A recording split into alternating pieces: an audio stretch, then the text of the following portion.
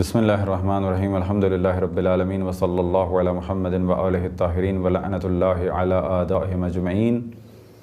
الی قیام یوم الدین۔ وقال رسول اللہ صلی اللہ علیہ وآلہ وسلم ان علی منی وانا منہ وہو ولی کل مؤمن بعدی۔ رسول اللہ صلی اللہ علیہ وسلم نے ارشاد فرمایا کہ بتحقیق علی مجھ سے ہے اور میں علی سے ہوں، اور وہ میرے بعد تمام مسلمانوں کے، تمام مومنوں کے ولی ہیں۔ یہ وہ حدیث ہے جسے کہا جاتا ہے حدیث ولایت، اور تمام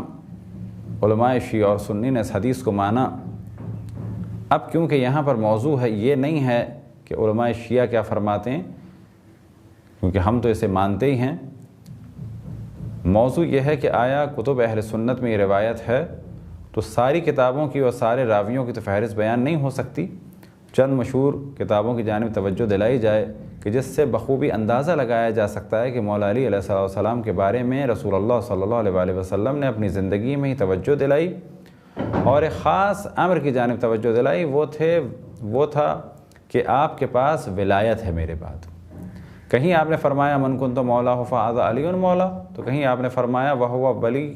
وہو ولی کل مؤمن بعدی، کہ وہ میرے بعد تمام مؤمنین کے ولی ہیں۔ یہ روایت جناب احمد ابن حنبل نے جلد 4 صفحہ نمبر 438 میں اسے نقل کیا۔ اس روایت کو نقل کیا جناب احمد ابن حنبل نے عمران ابن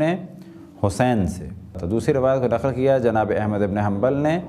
بریدہ سے، اور اس روایت میں جو مفہوم ہے وہ ہے لا تقافی علی فإنہ منی وانا منہ وہو ولیکم بعدی، کہ علی کے بارے میں زبان نہ کھولو، بتحقیق وہ مجھ سے ہیں اور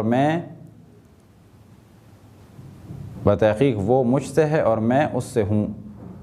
وہو ولیکم بعدی، اور میرے بعد وہ تمہارے ولی ہیں۔ اور اسی روایت کو انہوں نے ابن عباس سے نقل کیا ہے انت ولی فی کل مؤمن بعدی، کہ تم میرے بعد مؤمنین میں ولی ہو۔ اور اسی مفہوم کی روایت کو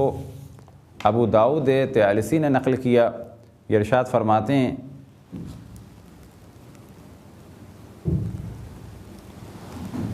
انت ولی کل مؤمن بعدی، کہ اے علی تم میرے بعد تمام مؤمنین کے ولی ہو۔ اور صحیح ترمذی میں امام ترمذی نے اس کو نقل فرمایا وما تريدون فی علی وما تريدون فی علی ما تريدون فی علی، تم لوگ کیا چاہتے ہو علی سے، کہ رسول اللہ صلی اللہ علیہ وسلم ایک دفعہ ناراض ہوئے بعض اصحاب کے اوپر، فرمایا تم لوگ کیا چاہتے ہو علی سے، تم لوگ کیا چاہتے ہو علی سے، تم لوگ کیا چاہتے ہو علی سے، ان علی منی وانا منہ، بتحقیق علی مجھ سے ہیں اور میں علی سے ہوں، وہو ولی کل مؤمن بعدی، اور وہ تمام مؤمنین کے ولی ہیں میرے بعد۔ تو یہ چند آپ کے سامنے روایتیں نقل ہوئیں، البتہ امام بخاری نے اس میں سے کچھ الفاظ کم کر دیے اور محدث دہلوی نے اس میں ایک تحریف کی۔ البتہ امام بخاری نے اس روایت کو نقل کیا لیکن کچھ الفاظ ختم کر دیے، مثال کے طور پہ وہو ولی کل مؤمن بعدی اسے ہٹا دیا،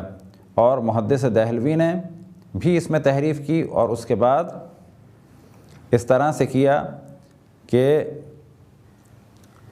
ما تريدون من علی یہ لکھا، اس کے بعد اتنا کہا ان علی منی وانا منہ، کہ علی مجھ سے ہیں اور میں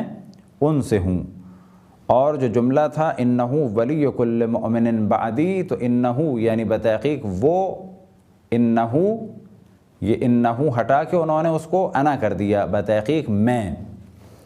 ولی کل مؤمن میں تمام مؤمنین کا ولی ہوں، یہ کہہ دیا، جبکہ جملہ اصل میں کیا تھا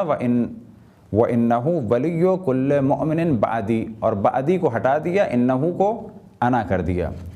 یہ ایک مختصر سی گفتگو تھی اس روایت کے بارے میں، اور پہلے بھی ہم نے توجہ دلائی کہ اگر روایات میں سے صرف ایک ہی روایت ہوتی کہ مولا علی علیہ السلام کے بارے میں رسول اللہ صلی اللہ علیہ وسلم نے ارشاد فرمایا انا مدینۃ العلم وعلی بابھا، تو یہی کافی تھی، یہی ایک روایت کافی ہے مولا علی علیہ السلام کی حقانیت کے اثبات کے لیے۔ وصلی اللہ علی محمد وآلہ الطاہرین۔